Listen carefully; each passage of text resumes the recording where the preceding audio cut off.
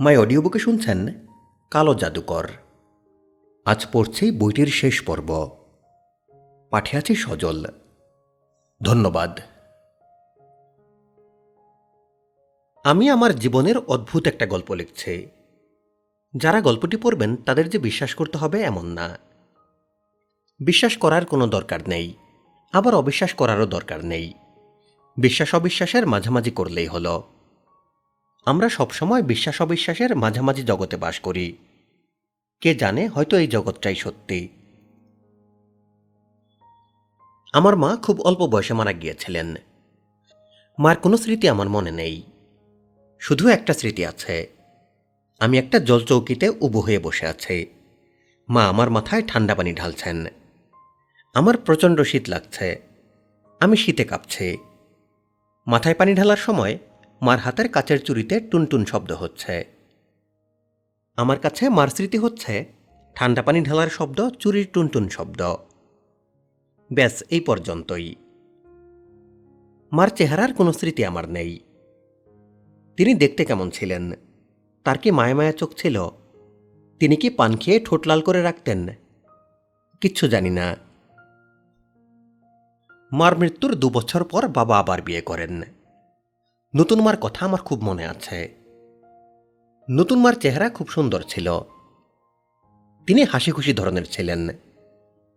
স্বভাবটা ছিল ছটফটে ধরনের, অনেকটা চড়ুই পাখির মতো।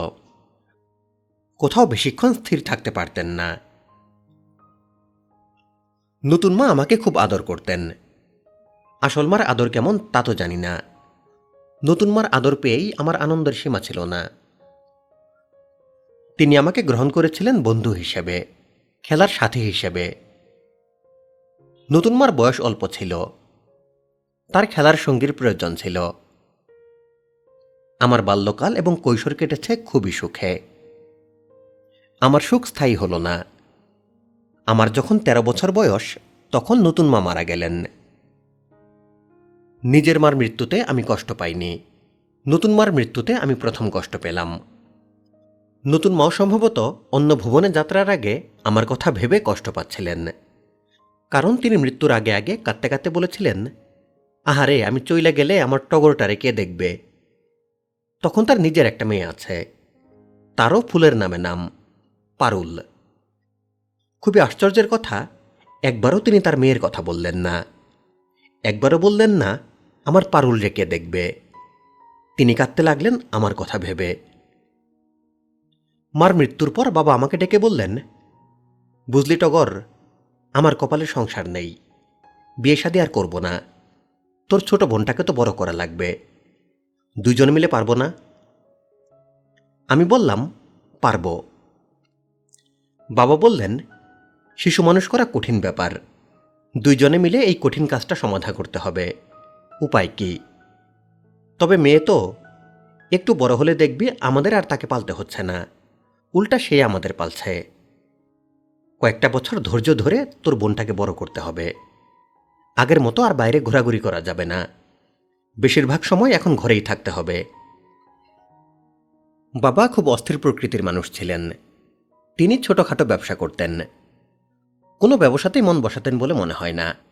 একটা ব্যবসা মোটামুটি দাঁড়িয়ে গেলে সেটা ছেড়ে তিনি অন্য ব্যবসা ধরতেন। তার ঘুরে বেড়ানোর খুব শখ ছিল। তার কথা হলো, মানব জীবন অল্প দিনের, এই অল্প দিনে যা দেখার দেখে নিতে হবে, মৃত্যুর পর দেখার কিছু নেই। দুজখে যে যাবে সে আর দেখবে কি? তার জীবন যাবে আগুন দেখতে দেখতে। আর বেহেশতেও দেখার কিছু নেই। বেহেশতের সবই সুন্দর, যার সবই সুন্দর তার সৌন্দর্য বোঝা যায় না। সুন্দর দেখতে হয় অসুন্দরের সঙ্গে। খুবই ভারী ধরনের কথা। বাবা ভারী ভারী কথা বলতে পছন্দ করতেন। মার মৃত্যুর পর বাবার অস্থির স্বভাবের তেমন কোনো পরিবর্তন হল না। তিনি আগের মতোই রইলেন, বরং অস্থিরতা সামান্য বাড়ল। মূলত আমি একাই বোনের দেখাশোনা করতে লাগলাম। বাড়িতে একজন কাজের মহিলা ছিল, তাকে আমরা রহিমা খালা ডাকতাম। রহিমা খালা খুব দায়িত্ববান মহিলা ছিলেন। সংসার তিনি একাই সামলাতে লাগলেন। যদিও আগে বলেছে আমি বোনের দেখাশোনা করতে লাগলাম, আসলে ঘটনা সেরকম নয়। আমার বোন একা একাই বড় হতে লাগল। সে খেলত নিজের মনে, হেঁটে বেড়াতো নিজের মনে। তার স্বভাব চরিত্র এবং আচার আচরণে বড় ধরনের অস্বাভাবিকতা ছিল, যা আমার কম বয়সের জন্যে আমি ধরতে পারিনি। রহিমা খালা ঠিকই ধরেছিলেন। তিনি মাঝে মাঝে বলতেন, পারুল জানি কেমন করে হাঁটাচলা করে, বগার লাহান ঠ্যাং ফেলে, কেমন করে জানি দেহে। রহিমা খালা এই কথাগুলি নিজেকেই বলতেন, কাজেই আমিও তেমন গুরুত্ব দেইনি। পারুলের যে অস্বাভাবিকতাটা আমার চোখে পড়ত তা হলো সে অন্ধকারে সারা বাড়ি হেঁটে বেড়াতে পারত। ভাবটা এমন যেন সে অন্ধকারে দেখতে পায়। আসল ব্যাপারটা ছিল পুরো অন্যরকম। সে চোখে কিছুই দেখত না, সে জন্মান্ধ ছিল। তার টানা টানা সুন্দর চোখ দেখে এই ব্যাপারটা বোঝার কোনো উপায় ছিল না। আমরা কিছুই বুঝতে পারিনি। বাবা বেখেয়ালি ধরনের মানুষ, তার ধরতে পারার কথা নয়। আর আমার বয়স তো নিতান্তই অল্প। মা বেঁচে থাকলে অবশ্যই ধরতে পারতেন। ব্যাপারটা যখন ধরা পড়ল তখন পারুলের বয়স 4। আমরা সবাই হতভম্ব হয়ে পড়লাম। অন্ধকারে তার অনায়াসে হাঁটাহাঁটির অর্থ তখনই পরিষ্কার হল। তার কাছে আলো এবং অন্ধকার আলাদা কিছু না। দৃষ্টিশক্তি না থাকলেও পারুলের অন্য সব ইন্দ্রিয় অত্যন্ত তীক্ষ্ণ ছিল। 5 বছর বয়সেই সে সবকিছু নিজের মতো করে করতে পারত। বাবা অত্যন্ত দুঃখিত হলেন। সংসারে এমনিতেই তার মন ছিল না, এরপর মন আরও উঠে গেল। বেশিরভাগ সময়ই তিনি বাইরে বাইরে থাকতে শুরু করলেন। বাড়িতে যতক্ষণ থাকতেন গম্ভীর হয়ে বসে থাকতেন। তীক্ষ্ণ দৃষ্টিতে দেখতেন পারুল নিজের মনে খেলছে, নিজের মনে কথা বলছে। বাবা তার মেয়েকে ঢাকায় নিয়ে গেলেন, বড় বড় ডাক্তার দেখালেন। ডাক্তাররা বললেন জন্মত্রুটি, কনজেনিটাল ডিফেক্ট, কিছু করার নেই। পারুল দেখতে পায় না এ নিয়ে তার কোনো মাথা ব্যথা ছিল না। সে ছিল মনের আনন্দে, ছোটাছুটি করছে, হইচই করছে, মনের আনন্দে গান করছে। ট উচ্চারণ করতে পারত না বলে সে আমাকে ডাকত অগর ভাই। যখন ট উচ্চারণ করতে শিখল তখনও আমি অগর ভাই হয়ে রইলাম।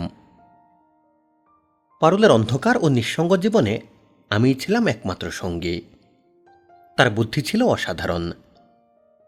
একবার সে আমাকে বলল, অগর ভাই আমাকে পড়া শেখাও। তখন আমি পড়ি ক্লাস 10-এ। আমার এমন কি বিদ্যা যে আমি একটা অন্ধ মেয়েকে পড়া শেখাব? কতগুলি বর্ণ আছে স্বরবর্ণ, কিছু আছে ব্যঞ্জন বর্ণ, এদের আলাদা ধ্বনি আছে। ধ্বনিগুলি তাকে শোনাতে পারব, কিন্তু বর্ণগুলি তো সে কোনোদিন দেখবে না। কাগজের উপর বর্ণগুলি বড় বড় করে লিখে তার উপর দিয়ে পারুলের আঙ্গুল বুলিয়ে নিলে সে কিছুটা আঁচ হয়তো পাবে, কিন্তু যুক্তবর্ণ বুঝাবো কি করে? আর বুঝতে পারলেও এত কিছু সে মনে রাখবে কি করে? আমি খুবই অনাগ্রহের সঙ্গে কাগজের স্বরেও লেখা শুরু করলাম, এবং অত্যন্ত বিস্ময়ের সঙ্গে দেখলাম পুরো ব্যাপারটা পারুল শিখল অস্বাভাবিক দ্রুততায়। সে যত না আনন্দিত হল তার চেয়ে 100 গুণ আনন্দিত হলাম আমি নিজে। পারুল বেশিরভাগ সময় খুব হাসি খুশি থাকত। তবে সে সত্যি হাসি খুশি থাকত না হাসি খুশি থাকার ভান করত তা আমি জানি না। তবে মাঝে মাঝে মন খারাপ করত। মন খারাপটা বেশিরভাগ সময় হতো যখন কোনো একটা জিনিস সে বুঝতে চাইত অথচ আমি তাকে বোঝাতে পারতাম না। যেমন রং আসলে কি? পারুল জানতে চাইল, আম যখন কাঁচা থাকে তখন তার রং তোমরা বলো সবুজ, পাকলে হয় হলুদ, এর মানে কি? একটা কাঁচা আমের গন্ধ একরকম, পাকা আমের গন্ধ আরেক রকম, এটা আমি বুঝতে পারি। গন্ধ না শুকে হাত দিয়ে ছুঁয়েও বোঝা যায় কোনটা কাঁচা কোনটা পাকা। কিন্তু হাত দিয়ে না ছুঁয়ে গন্ধ না শুকে দূর থেকে তুমি কি করে বলবে কোনটা কাঁচা কোনটা পাকা? রং দেখে। সেই রংটা কি? একটা জিনিসের অনেকগুলি রং কেন হয়, কিভাবে হয়? আমি বোঝাতে পারি না, হতাশ বোধ করি। যে চোখে দেখতে পায় তার কাছে রঙের ব্যাপারটা যত সহজ, যে দেখতে পায় না তার কাছে এটা ততই কঠিন। একসময় লক্ষ্য করলাম পারুলের বেশিরভাগ প্রশ্নেরই আমি জবাব দিতে পারি না। তার প্রশ্নগুলি ক্রমেই কঠিন হয়ে উঠছে। অগর ভাইয়া, তুমি প্রায়ই বলো চাঁদের আলো সুন্দর, তাহলে কি সূর্যের আলো সুন্দর? অসুন্দর না, তবে চাঁদের আলো বেশি সুন্দর। চাঁদের আলো নরম। আলোর ভিতর নরম আর শক্ত কি? তুমি তো আর আলো হাত দিয়ে ধরতে পারো না। কথার কথা বললাম। সূর্যের আলো গায়ে লাগলে আমি বুঝতে পারি, চাঁদের আলো বুঝতে পারি না কেন?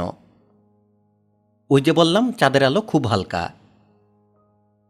হালকা বলছো কেন? আলোর কি ওজন আছে? পারুল, আমি বোঝাতে পারছি না। তুমি একবার বলেছিলে পৃথিবীতে সব মিলিয়ে মাত্র 7টা রং। আসলেই কি তাই? হ্যাঁ, 7টা রং।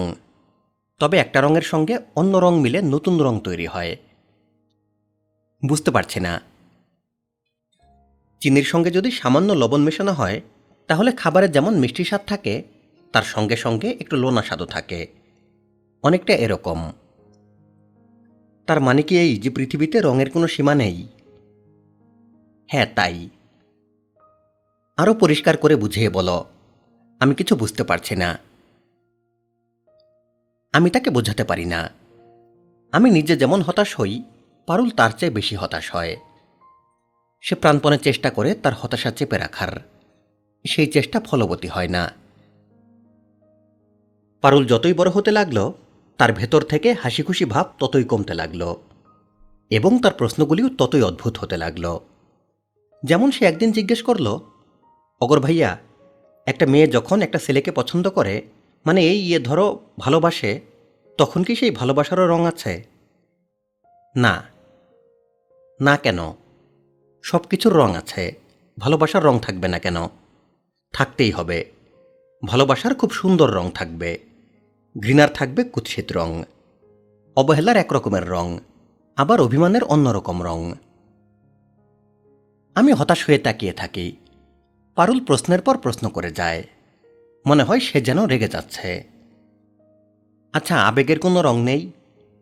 শব্দের শব্দের কি কোনো রং আছে? গাছের পাতা যখন বাতাসে কাঁপে, তখন কি তার রং বদলে যায়? পারুল গভীর বিশ্বাসের সঙ্গে বলে, আমার মনে হয় শব্দের রং আছে।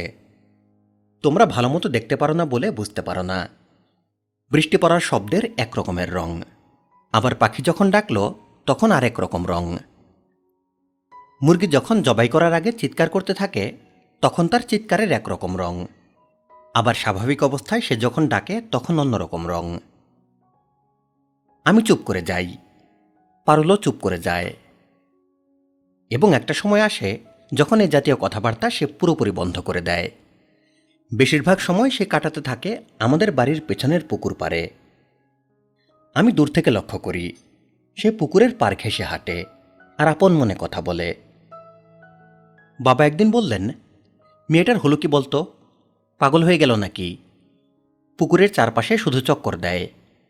পুকুরটা কি কাবা শরীফ যে তার চারপাশে চক্কর দিতে হবে? নিষেধ করিস তো। কোন দিন পা পিছলে পুকুরে পড়বে, সাঁতার জানে না, অ্যাক্সিডেন্ট হবে। বাবার কথা একদিন ফলে গেল। পারুল পা পিছলে পুকুরে পড়ে গেল। আমরা কেউ জানতেও পারলাম না। আমরা জানলাম দুপুরের পর, যখন পারুল পুকুরে ভেসে উঠেছে। পারুল পুকুরে পা পিছলে পড়েছিল নাকি নিজে ইচ্ছা করে পুকুরে নেমে গিয়েছিল, এ বিষয়ে আমার সন্দেহ আছে। দৃষ্টিহীন মানুষ অসম্ভব সাবধানী হয়। কলার খোসায় পা পিছলে সাধারণ মানুষ পড়ে, দৃষ্টিহীন মানুষরা পড়ে না। তাছাড়া পুকুর পাড়ের মাটির প্রতিটি ইঞ্চি পারুলের পরিচিত। সে তার ক্ষুদ্র জীবনে খুব কম করে হলেও 1,00,000 বার পুকুরের চারিদিকে হেঁটে ফেলেছে।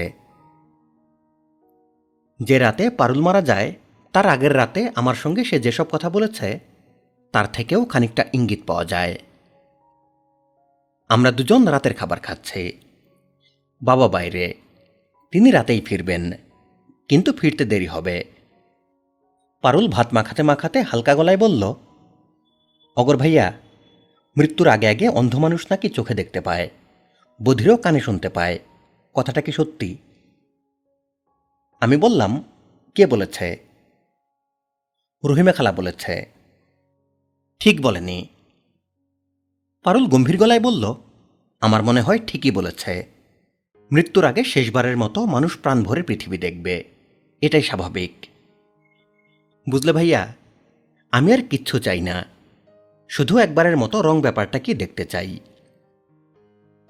আমি নিজে মনে করি পারুল মারা গেছে রং কি সেটা একবারের জন্য হলেও দেখতে গিয়ে। আমার এই ধারণার কথা আমি বাবাকে বলিনি, বললে তিনি খুব কষ্ট পেতেন। পারুলের মৃত্যুর পর বাবা এমন ভাব করলেন যেন তিনি খুশি হয়েছেন। পারুলকে কবর দেওয়া হলো পুকুর পাড়ে। কবর দেওয়ার পরে বাবা আর আমি চুপচাপ বারান্দায় বসে আছি। বাবা বললেন, ভালোই হয়েছে বুঝলি টগর, মেয়েটা মরে গিয়ে বেঁচেছে। আমি আসলে খুশি হয়েছি। I M A happy man. মেয়েটার বিয়ে দিতে পারতাম না, কষ্টে কষ্টে জীবন কাটত, তাই না? আমি বললাম, হ্যাঁ। আমি যতদিন থাকতাম মেয়েটাকে দেখতাম, তারপর আমি যখন মারা যেতাম তখন কি হতো? তুই থাকতি তোর নিজের সংসার নিয়ে। পারুল তোর সঙ্গে থাকলে তোর বউ হয়তো সেটা পছন্দ করত না, ঠিক না? হ্যাঁ। যা হয়েছে ভালোই হয়েছে, ঠিক না টগর? ঠিক। চুপচাপ বারান্দায় বসে থেকে কি করবি? যা ঘুমোতে যা। আমি ঘুমোতে গেলাম, বাবাও ঘুমোতে গেলেন। কিছুক্ষণ পরেই শুনি বাবা বিকট চিৎকার করে কাঁদছেন। আমি বললাম, কি হয়েছে বাবা? বাবা বললেন, মেয়েটা একা একা ভয় পাচ্ছে। আমি আবার বললাম, চলো আমরা দুজন কবরের পাশে বসে থাকি। বাবা তৎক্ষণাৎ বিছানা থেকে নেমে বললেন, চল যাই। আমরা দুজন বাকি রাতটা পারুলের কবরের পাশে চুপচাপ বসে কাটিয়ে দিলাম। ভোরবেলা আমি ঘরে ফিরলাম জ্বর নিয়ে। তেমন জ্বর না, সামান্য শরীর গরম, মাথা ঝিমঝিম। সেই জ্বর আর কাটে না। এক দুদিন ভালো থাকি, আবার জ্বর আসে। শরীর দুর্বল হতে থাকল। এক সময় চোখ ঘোলাটে হয়ে গেল। কিছুদিন পর এমন অবস্থা হলো যে আমি বিছানা থেকে মাথা তুলতে পারি না, কিছুই খেতে পারি না। সামান্য পানি মুখে দিলেও বমি হয়ে যায়। নানান ধরনের চিকিৎসা হতে লাগল। এলোপ্যাথি, হোমিওপ্যাথি, কবিরাজি, ইউনানি, আদি ভৌতিক চিকিৎসাও হলো। কেউ কেউ বললেন আমাকে জিনে ধরেছে। সেই জিন তাড়াবার ব্যবস্থাও হলো। হলুদ পুড়িয়ে নাকের কাছে ধরা, শুকনো মরিচ পুড়িয়ে ধোয়া দেয়া। ভয়াবহ ব্যাপার। কোনো লাভ হলো না। বাবা আমাকে ঢাকায় নিয়ে গেলেন। ঢাকার ডাক্তাররা অনেক পরীক্ষা নিরীক্ষা করে বললেন, আমার যা হয়েছে তার নাম জন্ডিস। খুব খারাপ ধরনের জন্ডিস, হেপাটাইটিস বি। লিভার পুরোপুরি নষ্ট হয়ে গেছে। ডাক্তারদের নাকি করার কিছু নেই। বাবা আমাকে দেশের বাড়িতে ফিরিয়ে নিয়ে এলেন। এক রাতে আমার অবস্থা খুব খারাপ হলো। রহিমা খালা কান্নাকাটি শুরু করলেন। আমি বাবাকে ডেকে বললাম, আমার খুবই খারাপ লাগছে, নিঃশ্বাস নিতে পারছি না, দম আটকে আসছে। তুমি আমাকে কোলে করে বারান্দায় নিয়ে যাও, খোলা বাতাসে আমি বোধহয় নিঃশ্বাস নিতে পারব। বাবা আমাকে কোলে তুলে নিলেন, তবে আমাকে বারান্দায় নিয়ে গেলেন না, বাড়ির পেছনে নিয়ে গেলেন। আমাদের বাড়ির পেছনে পুকুর পাড়ে বড় একটা শিউলি গাছ ছিল। প্রতি বছর এই গাছে অসংখ্য ফুল ফুটত। বাবা সরাসরি গাছের কাছে নিয়ে গেলেন এবং আমাকে অদ্ভুত একটা কথা বললেন। বাবা বললেন, টগর, তোর যে অসুখ হয়েছে সেই অসুখ সারাবার সাধ্য মানুষের নেই। আমি একটা শেষ চেষ্টা করব, অন্যরকম এক চিকিৎসা। সাধু ধরনের একজন মানুষ এই চিকিৎসায় ভালো হয়েছেন, তার মুখ থেকে শোনা। সব চেষ্টাই তো করা হলো, এটাও এক ধরনের চেষ্টা। আমি ক্ষীণস্বরে বললাম, কি চেষ্টা? তোকে আমি শিউলি গাছের নিচে বসিয়ে দিব। তুই দুই হাতে শক্ত করে গাছটাকে জড়িয়ে ধরে থাকবি আর মনে মনে বলবি, গাছ, তুমি আমার অসুখটা তোমার নিজের শরীরে নিয়ে আমাকে সুস্থ করে দাও। পারবি না? আমি বললাম, পারব। বাবাকে খুশি করার জন্যই বললাম পারব।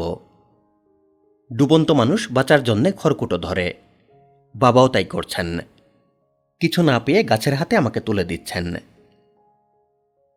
বাবা যেভাবে গাছ ধরতে বললেন সেইভাবে ধরলাম এবং মনে মনে বললাম, হে গাছ, তুমি আমার রোগ তোমার নিজের শরীরে নিয়ে আমাকে সুস্থ করে দাও। বাবা বললেন, টগর, তোকে এই যে আমি গাছের সঙ্গে জুড়ে দিলাম, আর তুলব না। তুই খুব মন লাগিয়ে গাছকে বল তোকে সারিয়ে দিতে। আমি গাছ জড়িয়ে ধরে বসে আছি। আমার অসম্ভব দুর্বল শরীরে কিছু না ধরে বসে থাকা অসম্ভব না। আমি যা করছি তা যে খুব অস্বাভাবিক কিছু তাও মনে হচ্ছে না। মনে হচ্ছে যা করছে ঠিকই করছে। রহিমা খালা বাবাকে বললেন, আপনার কি মাথা খারাপ হয়েছে? আপনি করতেছেন কি? এটা কেমন চিকিৎসা? অসুখ হয়েছে পোলার, মাথা খারাপ হয়েছে আপনার। বাবা বললেন, তুমি কথা বলবে না রহিমার মা, একটা কথাও না। এই অবস্থায় কতক্ষণ থাকব জানি না। আমার অসুখ এই পর্যায়ের ছিল যে আমি বেশিরভাগ সময়ই ঘোরের মধ্যে থাকতাম। চারপাশে কি হচ্ছে না হচ্ছে বুঝতে পারতাম না। গাছ জড়িয়ে ধরার পরপরই আমি ঘোরের মধ্যে চলে গেলাম। প্রবল ঘোর, মাঝে মাঝে ঘোর কমে। আমি আবছাভাবে দেখি বাবা পাশেই বসে আছেন। আমি যতবারই চোখ মেলি ততবারই বাবা বলেন, কথা বল, গাছের সঙ্গে কথা বল। আমি ফিসফিস করে বলি, হে গাছ, তুমি আমার রোগ তোমার শরীরে নিয়ে আমাকে সারিয়ে দাও। বাবা আমাকে গভীর রাতে গাছের সঙ্গে জুড়ে দিয়েছিলেন। রাত কেটে ভোর হলো। আমি সেইভাবেই রইলাম। বেলা বাড়তে থাকল। একসময় মাথায় রোদ এসে পড়ল। আমি নড়লাম না। আমার সময় কাটতে লাগলো প্রবল ঘোর এবং প্রবল অবসাদের মধ্যে। আশেপাশে কি হচ্ছে না হচ্ছে সেই বোধ ক্রমেই লুপ্ত হতে থাকল। কেউ যেন আমাকে আমার চেনা জগৎ থেকে খুব ধীরে ধীরে আলাদা করে নিচ্ছে। আমি প্রবেশ করছি অন্য এক ভুবনে। সেই ভুবন ছায়াময়, আনন্দময় এবং নিস্তরঙ্গ জলের মতো শান্ত। সেই জলে ছায়া পড়ে, কিন্তু ছায়া স্থায়ী হয় না। একটা ছায়া মিলিয়ে যায়, অন্য ছায়া আসে। নিস্তরঙ্গ জলে চলমান গতিময় জীবন। এক সময় আমি চোখ মেললাম। দেখলাম সন্ধ্যা মিলিয়েছে। আকাশে শেষ সূর্যের আলো। আমি গাছ জড়িয়ে ধরে বসে আছি। বাবা আমার পাশেই। তার মুখে রাজ্যের ক্লান্তি। তিনি আগ্রহ নিয়ে বললেন, টগর, শরীরটা কি একটু ভালো লাগছে? আমি বললাম, হ্যাঁ। নিঃশ্বাসে কষ্ট হচ্ছে না? না, কষ্ট হচ্ছে না। খিদে পেয়েছে? কিছু খাবি? হুম। শরীরটা কি সত্যি ভালো মনে হচ্ছে? হুম। বাবা মহাবিস্ময় নিয়ে আমার দিকে তাকিয়ে রইলেন। আমি গাছ ছেড়ে উঠে দাঁড়ালাম। বাবা বললেন, এ কি, গাছ ছেড়ে দিলি কেন? আমি ভালো হয়ে গেছি। কথাটা যে আমি নিজে বললাম তা না, আমার ভেতর থেকে অন্য কেউ যেন বলল। দীর্ঘদিন পর প্রথমবারের মতো আমি কারো সাহায্য ছাড়াই নিজে হেঁটে বাড়ি ফিরলাম। জলচৌকিতে বসিয়ে গরম পানিতে আমাকে গোসল করানো হলো। রহিমা খালা বারবার বলতে লাগলেন, বড় আচানক ঘটনা, বড়ই আচানক। আমার জন্য আলো চালের ভাত এবং শিং মাছ রান্না করা হলো। তৃপ্তি করে খেলাম। আগের মতো বমি করে ভাত উল্টে ফেলে দিলাম না।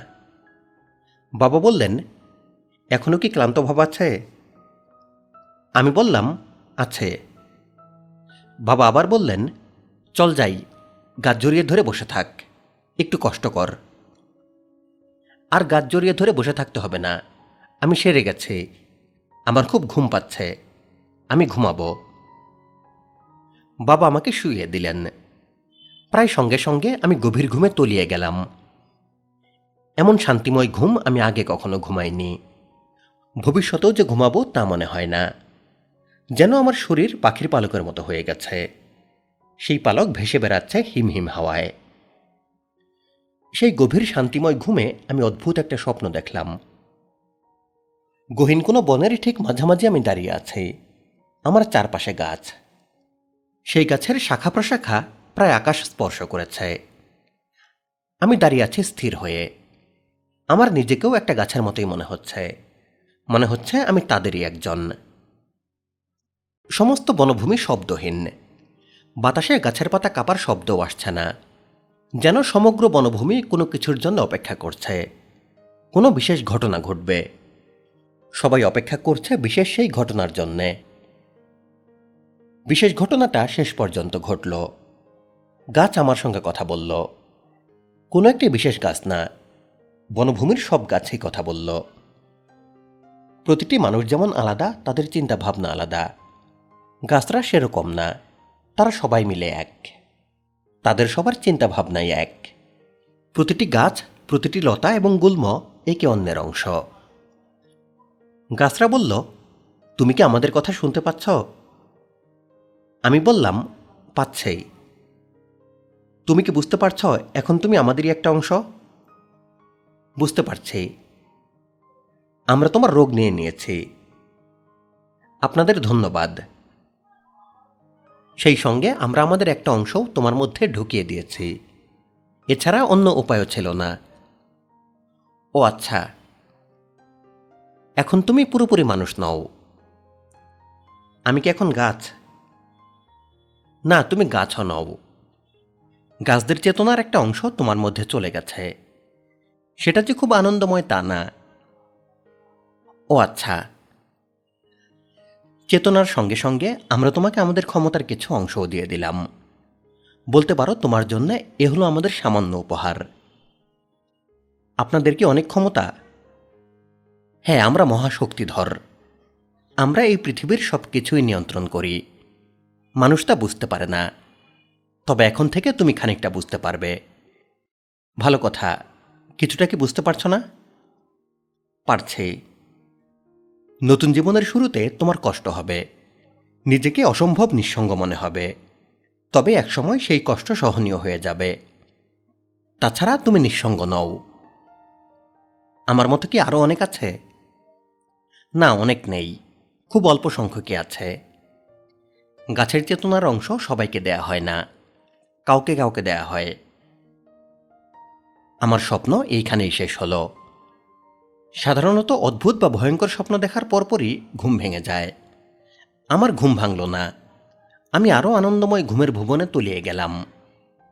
কোথায় যেন অপার্থিব সুরে গান হচ্ছে। আমি কিছু শুনতে পারছি, আবার কিছু পারছি না। পরদিন আমার ঘুম ভাঙল সম্পূর্ণ নতুন মানুষ, বা মানুষ না, অন্য কিছু হিসাবে। শরীরে কোনো রোগ নেই, কোনো ক্লান্তি নেই। বাবার সঙ্গে দেখা হতেই বাবা বললেন, কিরে, তোর শরীরটা এখনো ভালো তো? আমি বললাম, হ্যাঁ। বাবা উৎসাহের সঙ্গে বললেন, অদ্ভুত কাণ্ড, শিউলি গাছটা মনে হয় মারা যাচ্ছে। আমি কিছুক্ষণ আগে দেখে এসেছি, বেশিরভাগ পাতা হলুদ হয়ে গেছে। তোর অসুখটা গাছটা সত্যি সত্যি নিয়ে নিয়েছে। জগৎ বড়ই রহস্যময়। আমি বাবার দিকে তাকিয়ে আছি। আমি বুঝতে পারছি জগৎটা বাবার কাছে যতটা রহস্যময় মনে হচ্ছে, এই জগৎ তার চেয়েও অনেক অনেক রহস্যময়। এই মুহূর্তে আমি নতুন এক রহস্যের মুখোমুখি হয়েছি, কারণ আমি বাবার মনের কথা পরিষ্কার বুঝতে পারছি। তিনি কি ভাবছেন না ভাবছেন তা খোলা বইয়ের মতো পড়তে পারছি। বাবা বললেন, কিরে, তুই এমন অদ্ভুতভাবে তাকিয়ে আছিস কেন? কি দেখছিস?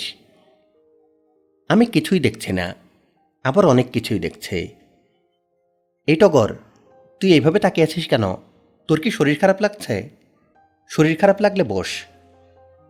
আমি বসলাম না, দাঁড়িয়েই রইলাম এবং বাবা কি ভেবেছেন তা জানতে লাগলাম। কাজটা কি অন্যায় হচ্ছে? হয়তো হচ্ছে। বাবা ভাবছেন তার মেয়ের কথা। তার সমস্ত অন্তর কাঁদছে। সেই কান্না ভয়াবহ কান্না। তিনি ভাবছেন, আহারে, আজ যদি আমার মেয়েটা বেঁচে থাকত, দুই ভাই বোন মিলে কত আনন্দই না করত। তার পরপরই তিনি ভাবলেন তার প্রথম স্ত্রীর কথা, আমার মার কথা। এই প্রথম বাবার চিন্তায় আমি আমার মাকে স্পষ্ট দেখলাম। মার চেহারাটা তো খুব সুন্দর ছিল, তবে গায়ের রং কালো। আমি ভেবেছিলাম মা বোধহয় ফর্সা ছিলেন। টগর। কি বাবা? তুই আমার দিকে এরকম করে তাকিয়ে আছিস কেন? এমনি। আমি এখন অবাক হয়ে বাবার মনের ভেতরে আরেকটি ব্যাপার দেখছি। তিনি এখন আর আমার মার কথা ভাবছেন না, তিনি ভাবছেন শিউলি গাছটার কথা। আহা, গাছটা মরে যাচ্ছে, কঠিন এক অসুখ শরীরে নিয়ে মরে যাচ্ছে। বেচারা নিশ্চয়ই খুব কষ্ট পাচ্ছে। আমি দেখলাম বাবার চোখ ছলছল করছে। বাবার মতো ভবঘুরে মানুষের অন্তরটা যে এত ভালো, তাই প্রথম বুঝলাম। নতুন জীবনে আমি অভ্যস্ত হতে পারছিলাম না, কোনোদিন পারব বলেও মনে হচ্ছিল না। নিজের মধ্যে প্রচণ্ড অস্থিরতা, মানুষের সঙ্গ ভালো লাগে না, কারো সঙ্গে কথা বলতেও ইচ্ছা করে না। অবশ্যই কথা বলার প্রয়োজনও আমার কমে গেছে। আমি মানুষের মনের কথা তো বুঝতেই পারি। আমার ক্ষুধাবোধ তৃষ্ণাবোধও কমে গেল। রোদে যখন দাঁড়াই আমার ভালো লাগে, খোলা প্রান্তরে দাঁড়ালে ভালো লাগে, ঘরের ভেতর দম বন্ধ হয়ে আসে। আমাদের বাড়ি থেকে প্রায় 1.5 মাইল দূরে বিশাল এক অশ্বত্থ গাছ ছিল। কি কারণে জানি গাছটাকে সবাই ডাকত মান্দালের গাছ। রোজ এই গাছের কাছে যাওয়া আমার অভ্যাস হয়ে গেল। বিকেলের দিকে হাঁটতে হাঁটতে আমি গাছের কাছে যাই। সন্ধ্যা না মেলানো পর্যন্ত গাছের গুঁড়িতে হেলান দিয়ে বসে থাকি। সন্ধ্যাবেলায় ঝাঁকে ঝাঁকে পাখি গাছে ফিরে আসে। তারা কিচিরমিচির করে চারিদিকে হইচই ফেলে দেয়। আমি সন্ধ্যা হওয়া দেখি, পাখিদের কিচিরমিচির শুনি এবং মাঝে মাঝে গাছের সঙ্গে কথা বলি। বটবৃক্ষ জানতে চায়, তোমার মন অস্থির কেন? জানি না কেন। মন সুস্থির করো, অস্থিরতা কোনো কাজের কথা না। মন সুস্থির করতে পারছি না, সব এলোমেলো লাগছে। আমাকে তোমরা এরকম বানিয়ে দিলে কেন? এই অবস্থাটা কি তোমার ভালো লাগছে না? না, আমাকে আগের মতো বানিয়ে দাও। সেটা সম্ভব না। তাহলে পুরোপুরি গাছ বানিয়ে দাও। সেটা কি সম্ভব? হ্যাঁ, তা সম্ভব। কোনো মানুষকে কি পুরোপুরি গাছ বানানো হয়েছে? হ্যাঁ, হয়েছে, তবে সংখ্যায় খুব কম। তারা কি সুখী হয়েছে? তাদের অস্থিরতা কমেছে। অস্থিরতা কমার ভেতরেই সুখ। তাদের জ্ঞান বৃদ্ধি পেয়েছে, জ্ঞান বৃদ্ধিতে সুখ। তাদের ক্ষমতা অনেক অনেক বেড়েছে, ক্ষমতা বৃদ্ধিতে সুখ। পরিপূর্ণ সুখ অলিক কল্পনা ছাড়া কিছুই না। একমাত্র বৃক্ষই পরিপূর্ণ সুখের কাছাকাছি বাস করে। মানুষ যে অমরত্ব চায়, একমাত্র গাছের কাছে আছে সেই অমরত্ব। মৃত্যুর সঙ্গে সঙ্গে মানুষের ব্যক্তিগত চেতনার বিলুপ্তি ঘটে। বৃক্ষের ব্যক্তি চেতনা নেই, তার হলো সমষ্টি চেতনা। সেই চেতনার মৃত্যু নেই বলেই বৃক্ষ অমরত্বের দাবি করে। আমি না মানুষ না বৃক্ষ হয়ে বাস করতে লাগলাম। আমার আবেগ কমে গেল, অভিভূত হওয়ার ক্ষমতা চলে গেল। প্রবল দুঃখেও আমার চোখে পানি আসে না, প্রবল আনন্দে উচ্ছ্বসিত বোধ করি না। বাবা আমাকে নিয়ে খুব দুশ্চিন্তায় পড়লেন। প্রায় জিজ্ঞেস করেন, তোর কি হয়েছে বলতো? অসুখটা তো মনে হয় পুরোপুরি সারেনি। শরীরের অসুখ সারলেও মনে হয় তোর মনে কোনো অসুখ ঢুকে গেছে। চল ঢাকায় যাই, তোকে বড় একজন ডাক্তার দেখাই। আমি বললাম, চলো। ঢাকায় নিয়ে গিয়ে আমাকে অনেক ডাক্তার দেখানো হলো। তারা বললেন, সমস্যা কিছু আছে। হার্টবিট স্বাভাবিকের চেয়েও বেশ কম, ব্লাড প্রেশার কম, তবে তেমন গুরুতর কিছু না। অনেকের হার্টবিট জন্ম থেকেই কম থাকে, প্রেশারও কম থাকে, এর বেলাতেও হয়তো তাই। বাবা খুব দুশ্চিন্তাগ্রস্ত হয়ে আমাকে নিয়ে বাড়ি ফিরলেন এবং তার 5 দিনের মাথায় এক দুপুরে কোনো অসুখ বিসুখ ছাড়াই হুট করে মারা গেলেন। আমার কোনো রকম দুঃখবোধ হলো না, বরং মনে হলো ভালোই তো হয়েছে। আমার আর কোনো পিছুটান থাকলো না। এখন নিজের মনে ঘুরে বেড়াতে পারি, যেখানে ইচ্ছা সেখানে যেতে পারি। নতুন এক ধরনের জীবনযাত্রা আমার জন্য শুরু হলো। বেশিরভাগ সময় লোকালয়ের বাইরে থাকি, মাঝে মাঝে লোকালয়ে ফিরে আসি। জীবিকার জন্যে ম্যাজিক দেখাই। ম্যাজিক দেখানোর জন্যে আমার কিছুই লাগে না। আমি মানুষকে প্রভাবিত করতে পারি। আমি হাতে একটা মাটির দলা নিয়ে যদি মনে মনে ভাবি, এটা মাটির দলা না, এটা সুন্দর গোলাপ ফুল, সবাই সেটাকে গোলাপ ফুলই দেখে। শুধু যে দেখে তাই না, গোলাপের সৌরভ পায়। মাঝে মাঝে আমি হতাশাগ্রস্ত হই, তখন গাছরা আমাকে সান্ত্বনা দেয়। তারা বলে, সব ঠিক হয়ে যাবে। আমি বলি, যদি ঠিক না হয়, তাহলে আমরা তোমাকে পুরোপুরি বৃক্ষ বানিয়ে দেব। তোমরা আমার ভেতর তোমাদের অংশ ঢুকিয়ে দিলে কেন? আমরা যা করেছি তোমাকে সাহায্য করার জন্য করেছি। মানবজাতি শুরু থেকে যে এই পর্যায়ে এসেছে, তার প্রতিটি ধাপে আমরা তাদের সাহায্য করেছি, এখনও করছি। মানুষ তার রোগ জরা ব্যাধির ওষুধ গাছ থেকে পেয়েছে। আমরা তাদের বলে দিয়েছি, এই গাছের এই ফলটি ব্যবহার করো বা এই শিকড় ব্যবহার করো। মানুষ ব্যবহার করেছে এবং পরে ভেবেছে এইসব আবিষ্কার সে নিজে নিজে করেছে। তাতে কিছু যায় আসে না। তোমার ব্যাপারে যা করেছি তাছাড়া তোমাকে বাঁচানোর কোনো উপায় ছিল না। এই জীবনকে আমি চেয়েছিলাম অর্ধেক মানুষ অর্ধেক গাছ। কোনো কিছুর সঙ্গেই আমার যোগ নেই, আবার সব কিছুর সঙ্গেই যোগ আছে। এক অদ্ভুত অবস্থা। আমি নিজের মনে ঘুরে বেড়াই। মাঝে মাঝে নিঃসঙ্গ জীবন অসহ্য বোধ হয়, আবার এই জীবনটা ভালোও লাগে। কখনো কখনো পুরোপুরি গাছ হয়ে যেতে ইচ্ছা করে গভীর বনের মাঝখানে কদম গাছ হয়ে থাকি। বর্ষায় বৃষ্টির জলে ভিজতে ভিজতে নিজের মনে বৃক্ষদের মহাসঙ্গীত গাই। এ এক আশ্চর্য এবং অদ্ভুত জীবন। সকাল থেকেই সুপ্তির খুব মন খারাপ। মন খারাপ হবার মতো কোনো ঘটনা ঘটেনি, কিন্তু মনে হচ্ছে খুব বড় কিছু ঘটবে, ভয়ঙ্কর কিছু। সেই ভয়ঙ্কর কিছুটা কি তা সে জানে না। কেউ কি মারা যাবে? এবাড়ির একমাত্র অসুস্থ মানুষ তার নানি যান, খাদিজা বেগম। তিনি বেশ সুস্থ। রাতে সুপ্তি তার সঙ্গে ঘুমায়। তিনি মহানন্দে গভীর রাত পর্যন্ত গল্প করেন। মানুষ হুটহাট করে মারা যায় ঠিকই, কিন্তু নানি যান হুট করে মারা যাবেন সুপ্তির তা মনে হয় না। তাহলে এত মন খারাপ লাগছে কেন?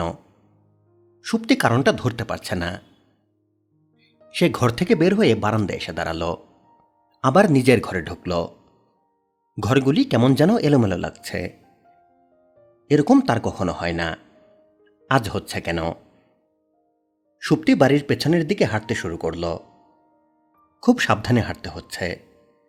নিজের বাড়িতে সে যতটা স্বাভাবিকভাবে ঘুরতে পারে এ বাড়িতে পারে না। প্রতিদিনই জায়গাটা তার নতুন লাগে। বাড়ির উঠোনে একটা ডালিম গাছ আছে। এই ডালিম গাছটাও যেন জায়গা বদলায়। সুপ্তির নানি যান খাদিজা বেগম লক্ষ্য করলেন সুপ্তি তাকে পাশ কাটিয়ে এগিয়ে যাচ্ছে। তিনি অবাক হয়ে বললেন, মাইয়া কই যায়? পুকুর পাড়ে যায় নানি যান। কি সর্বনাশ, একলা একলা কেমনে যাবি? পারবো নানি যান। আয় আমি লইয়া যাই। নানি যান এসে হাত ধরলেন। কেউ হাত ধরে তাকে টেনে টেনে নিয়ে গেলে তার খুব খারাপ লাগে, নিজেকে অন্ধ অন্ধ লাগে। যদিও সে অন্ধ, তারপরেও অন্ধ অন্ধ লাগাটা কুৎসিত। একমাত্র নানিজান হাত ধরলে খারাপ লাগে না।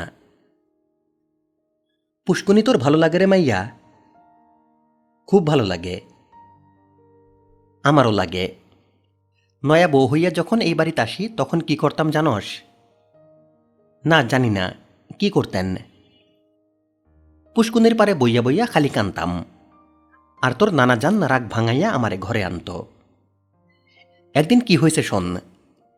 আমার রাগ আর ভাঙে না। শেষমেশ তোর নানা জান আমারে কোলে করে আনন্দ ধরছে। হঠাৎ দেখা হইল আমার শাশুড়ির সাথে। তোর নানা যান ধপাস করে আমারে ফেলাইয়া দিল। হি হি হি। নানা যান তোমাকে খুব ভালোবাসত? ও মা, ভালোবাসবো না? কি কস তুই? এত ভালোবাসতো তাহলে পুকুর পাড়ে বসে তুমি কাঁদতে কেন? কানতাম যাতে তোর নানা জানা ইসা আমার কান্দন থামায়। হি হি হি।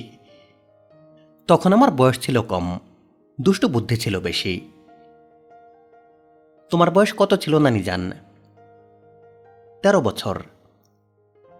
ও আল্লাহ, আমারও তো 13 বছর বয়স। কিন্তু নানি যান, আমি পুকুর পাড়ে বসে যতই কাঁদি, আমার কান্না থামানোর জন্যে নানা জানের মতো কেউ আসবে না। খাদিজা বেগম দীর্ঘ নিঃশ্বাস ফেললেন এবং হঠাৎ লক্ষ্য করলেন তার চোখে পানি এসে গেছে। তার এই নাতনিটিকে তিনি খুব পছন্দ করেন। এত পছন্দ তিনি এই জীবনে কাউকে করেছেন বলে তার মনে পড়ে না। নানি যান। কি গো মাইয়া, আমি তোমার মন খুব খারাপ করে দিয়েছি তাই না? তোমার গলার স্বর শুনে মনে হচ্ছে তোমার চোখে পানি। আমার কারোর মন খারাপ করতে ইচ্ছা করে না, তারপরেও নিজের অজান্তেই সবার মন খারাপ করিয়ে দেই। আমার মাঝে মাঝে কি ইচ্ছা করে জানো? কি ইচ্ছা করে? ইচ্ছা করে তোমাদের এই পুকুরটায় ঝাঁপ দিয়ে পড়ে যাই। একবার সাহস করে পড়তে পারলে তোমরা শুরুতে প্রচণ্ড কষ্ট পেলেও পরে আর কষ্ট পেতে না। সুপ্তি কাঁদছে, অনেকদিন পর ব্যাকুল হয়ে কাঁদছে। নানি যান তার গায়ে মাথায় হাত বুলিয়েও তাকে শান্ত করতে পারছেন না। কি যে সুপ্তির হলো, সে সারাদিনই কাঁদল। নানিজান তাকে রাতে জড়িয়ে ধরে ঘুমোতে গেলেন এবং তিনি লক্ষ্য করলেন সুপ্তি বারবার কেঁপে কেঁপে উঠছে। সুপ্তি ঘুমের মধ্যে ফুপিয়ে কাঁদছে, যদিও তার কাঁদার কথা না, কারণ সে খুব আনন্দময় একটা স্বপ্ন দেখছে। আনন্দময় স্বপ্ন দেখেও মানুষের চোখে পানি আসে, তারও হয়তো তাই হচ্ছে। সে দেখছে যেন ম্যাজিক ভাইয়া তার সামনে বসে আছেন, হাসছেন। ম্যাজিক ভাইয়া, আপনি কেমন আছেন? ভালো আছি। আপনি কি জানেন আজ আমি সারাদিন কেঁদেছি? জানি। কিভাবে জানেন? আমি জানবো না কেন, আমি জাদুকর না। আমি এখনো কাঁদছি আর আপনি হাসছেন। তোমার কান্না থামার ব্যবস্থা করেছি বলেই হাসছি। ভোরবেলা যখন তোমার ঘুম ভাঙবে তখন আর কান্না থাকবে না। কেন? আমি তোমার জন্য অসাধারণ একটা ম্যাজিকের ব্যবস্থা করেছি। তোমার ঘুমের মধ্যেই ম্যাজিকটা ঘটবে। ম্যাজিকটা হলো তোমার জন্য আমার উপহার। আপনার গলার স্বরটা এমন করুণ শোনাচ্ছে কেন? আমার মনটা খুব খারাপ, এই জন্যেই বোধ হয়। মন খারাপ কেন? তা তো তোমাকে বলবো না। সুপ্তির ঘুম ভাঙল খুব ভোরে। ফজরের আজান হয়ে গেছে। ঘরে সামান্য আলো এসেছে। সুপ্তি বিছানা থেকে নামল। তার মনে হচ্ছে সে যেন অন্য কোথাও চলে এসেছে। সবকিছুই কেমন এলোমেলো, কেমন অপরিচিত। যে খাটটা থেকে সে নেমে এসেছে সেই খাটটা অপরিচিত। যে ঘরে দাঁড়িয়ে আছে সেই ঘরটা অপরিচিত। তার শরীরও যেন কেমন ঝিমঝিম করছে। কিছু একটা ঘটেছে, কি ঘটেছে সে বুঝতে পারছে না। সুপ্তির দরজা খুলে বাইরে এসে দাঁড়াল। কয়েক মুহূর্ত চুপচাপ দাঁড়িয়ে থেকে আকাশ ফাটিয়ে চিৎকার দিল। সুরমা নামাজ ফেলে ছুটে এলেন। সুপ্তি মার দিকে তাকিয়ে কাঁদতে কাঁদতে বলল, মা, অদ্ভুত একটা ব্যাপার ঘটেছে। আমি চোখে দেখতে পারছি। তুমি আমাকে জড়িয়ে ধরে থাকো, আমি সহ্য করতে পারছি না। পৃথিবীটা এত সুন্দর কেন মা? সুরমা মেয়েকে জড়িয়ে ধরলেন। সুপ্তি জ্ঞান হারিয়ে মার কোলে এলিয়ে পড়ল। পরিশিষ্ট। অনেক অনেক দিন কেটে গেছে। সুপ্তির বিয়ে হয়েছে, তাদের একটা বাবু হয়েছে। তারা বাবুর নাম রেখেছে টগর। টগরকে নিয়ে সুপ্তিকে সারাক্ষণ ব্যস্ত থাকতে হয়। খুবই দুষ্টু ছেলে। সুপ্তির জীবন হয়েছে আনন্দময়। সেই সারাক্ষণই গভীর বিস্ময় এবং গভীর আনন্দ নিয়ে তার চারপাশের জগৎ দেখে। সামান্য একটা পোকাও যদি তার সামনে দিয়ে হেঁটে যায়, সুপ্তি চেঁচিয়ে বলে, টগর, দেখে যাও, দেখে যাও কি সুন্দর একটা পোকা। মাঝে মাঝে সুপ্তি একটা অদ্ভুত স্বপ্নও দেখে, যেন গভীর একটা বন, সেই বনে একটা কদম গাছ। এই গাছটা অন্য গাছগুলির চেয়ে আলাদা। অন্য গাছগুলি চোখে দেখতে পায়, এই গাছটা পায় না, কারণ এই গাছ তার দুটো চোখ একটা মানুষকে দিয়ে দিয়েছে। এই অদ্ভুত স্বপ্নের মানে কি সুপ্তি বুঝতে পারে না। কালো জাদুকর উপন্যাসের এখানেই সমাপ্তি। পাঠে ছিলাম সজল। ধন্যবাদ।